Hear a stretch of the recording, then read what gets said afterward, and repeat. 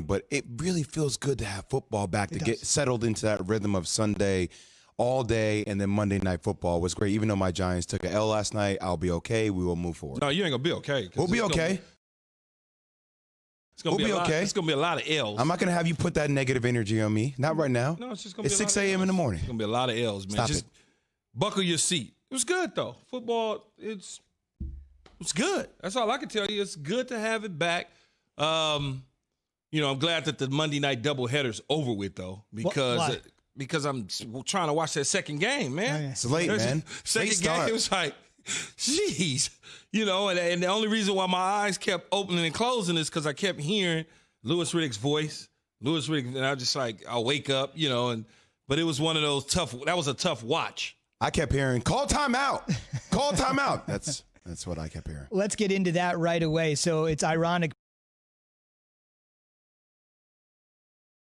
But they're going to wake up Tuesday in Denver, and the Broncos are going to be the one kicking themselves, even though Tennessee had all the kicking problems. And we're kicking off a new era for Ben Roethlisberger, who said he's back to win multiple Lombardis. A lot of people thought entering year 17 he'd be close to the end. But to Jay's point, essentially, Jay, since you brought it up, why don't we get your thoughts on it?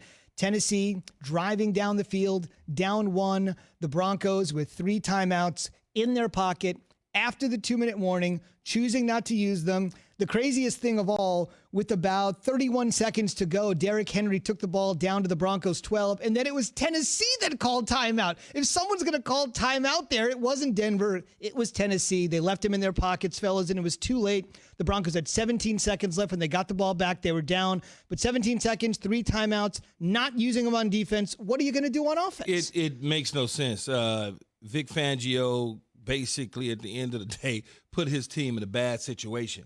And I'm sure, the players on the sideline was wondering what is going on. How come there's no timeouts being called? Now, you should burn at least 2 timeouts in that situation to leave yourself enough time on the clock if, in fact, the field goal's made or missed. Either or, but in this situation, you know what? I guess he thought because the field goals he was struggling, Gostkowski was struggling all night long, and they hadn't been really moving the football at a rapid rate. He felt like, okay, I can just wait for things to go down. He'll either miss the field goal, and if he makes it, we'll have enough time left on the clock, and we'll have 3 timeouts. But that's the wrong approach. Real quick, Jay, before we get your thoughts, let's hear Fangio. That's essentially what Key thinks Fangio is thinking. Here's what Vic was actually thinking down the stretch with those TOs in his pocket.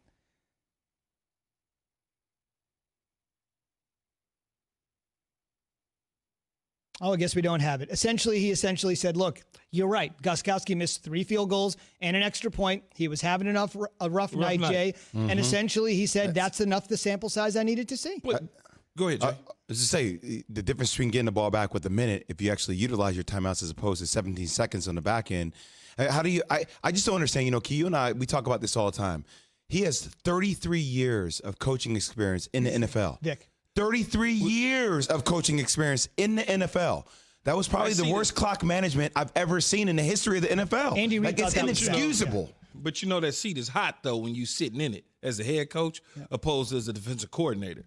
As a defensive coordinator that he's been or assistant coach for a long time, this is his first head coaching job after 31 seasons as an assistant. He finally got an opportunity to be a head coach. And you reminded me of a game a year ago against the Indianapolis Colts where he basically did the same thing, Z. Yeah, the Broncos were struggling. They were going nowhere. They weren't going to make the playoffs. They were in Indy. Joe Flacco was their quarterback before he went out for the neck injury and obviously has left the organization.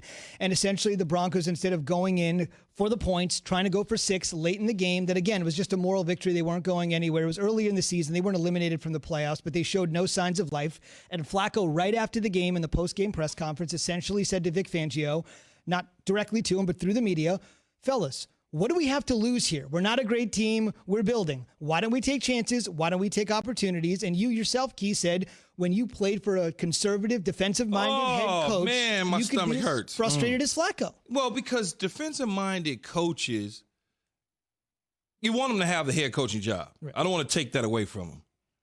But it seems like to me the responsibility of clock management our great friend Herm Edwards. Yes. Clock management issues, right, Evan?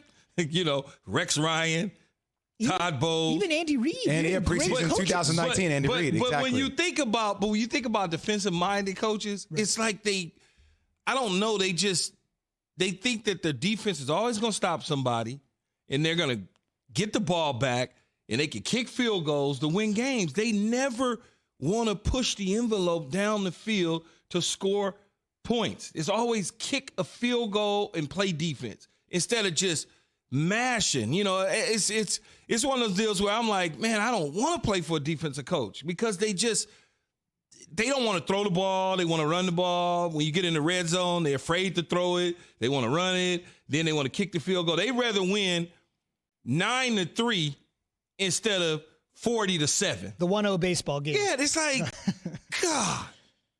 Well, and they stopped running play action. I mean, and that's what I feel like Drew Lock, when he got into that rhythm, that's when he was at his best. Those are the type of questions when you watch this team play or you watch this coaching style, as you just alluded to, you get frustrated because they have the weapons. I mean, even without the number one wide receiver, they still had options. They still had weapons. They still had it. Noah Fant had a pretty good game. Melvin Gordon had a pretty good game. So when you start to look at what they have from an offensive standpoint, they didn't put up a whole lot of points, obviously. They probably could have used some more points. But in the end, they had an opportunity to maybe win that game.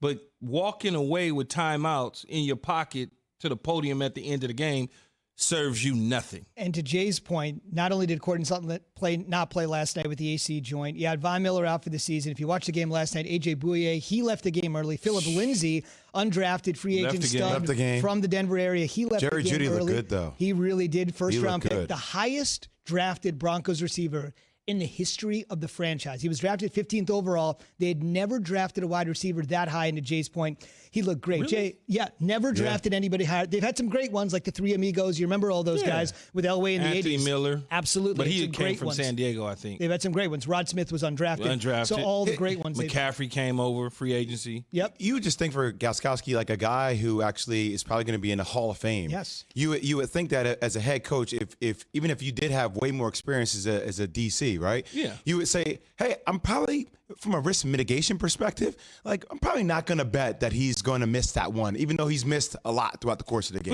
But even up into the point where they started to move the ball with Derrick Henry kind of turn the corner on you, they hit a few. Now start using your timeouts. Let one or two plays go by and see what they do before you start using the timeouts. But he refused to do it. Oh well. To enhance Jay's point, great point by Jay, even though he did struggle the 3 missed field goals and 1 missed extra point, when it does count, when you're talking about he Canton. kicks it. Yes. He's 12 of 13 in his career on go-ahead field goals in the fourth quarter, and Jay, he's made his last 10. Who's feeding that information to him, Key? Who's talking to Fangio at that moment, at that given time? It could either be probably the special teams coach is telling them. They're probably, I don't know, with the weather, the wind, and stuff like that. So the special teams coach is communicating with the